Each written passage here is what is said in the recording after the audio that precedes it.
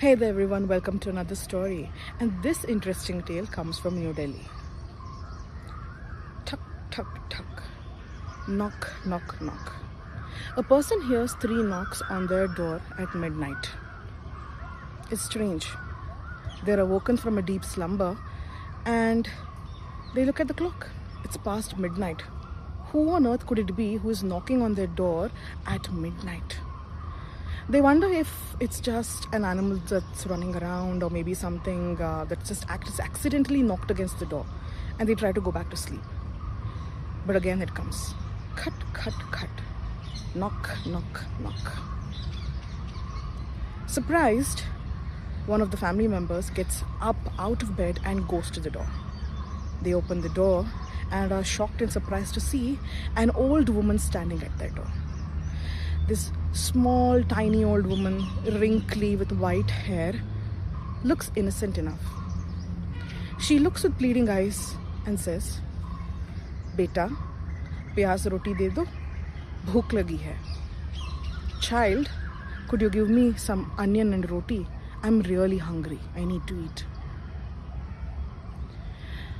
This person is surprised. It's the middle of the night, and this woman is just knocking on his door asking for food. But it is the middle of the night, and instead of wasting all this time to just think why is this random woman knocking on their door, the person decides to go inside and get the remaining leftover roti from last night's dinner and get a couple of onions and give it to her. After all, this woman must be a poor beggar who's just looking for a meal.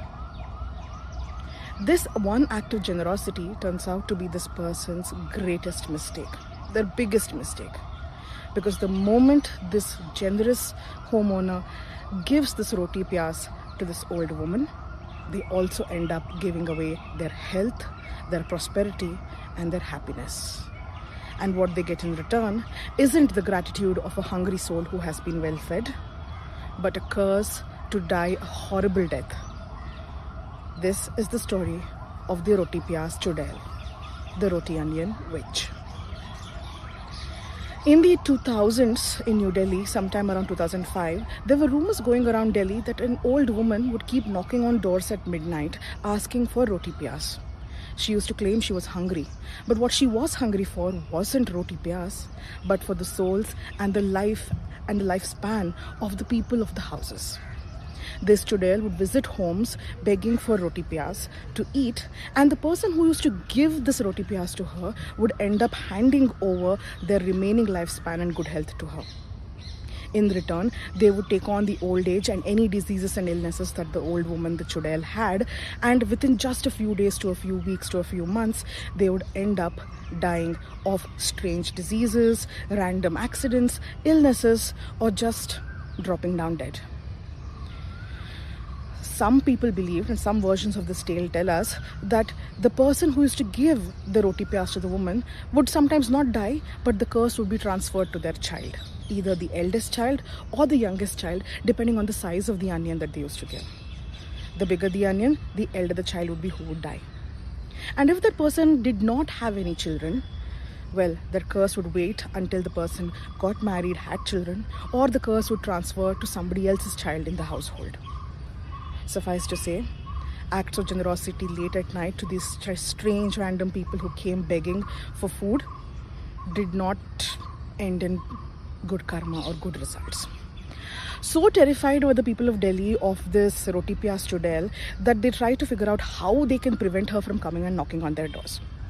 Because you see, there was also a rumor that if you refuse to feed that Chudail, she would curse you with untold misery and your household would suffer with ill luck.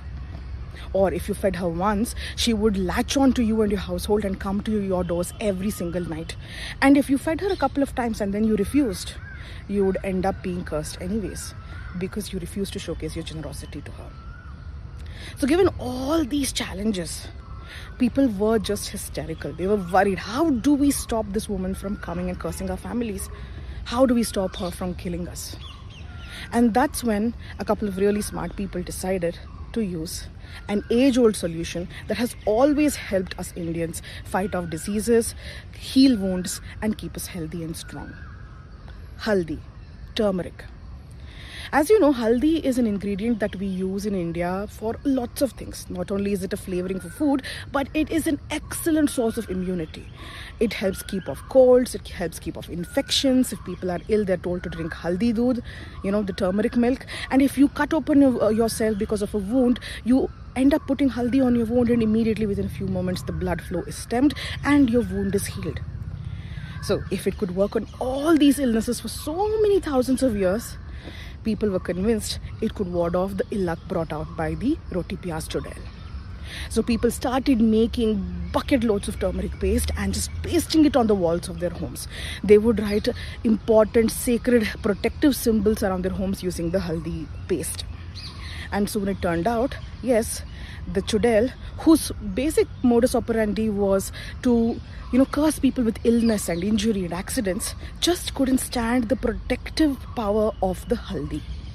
And wherever, in whichever homes there was haldi paste or haldi symbols put on the door or the gate, or if a person used to wear haldi on their own body before going to bed, she would stay away from them as a staying away from the plague.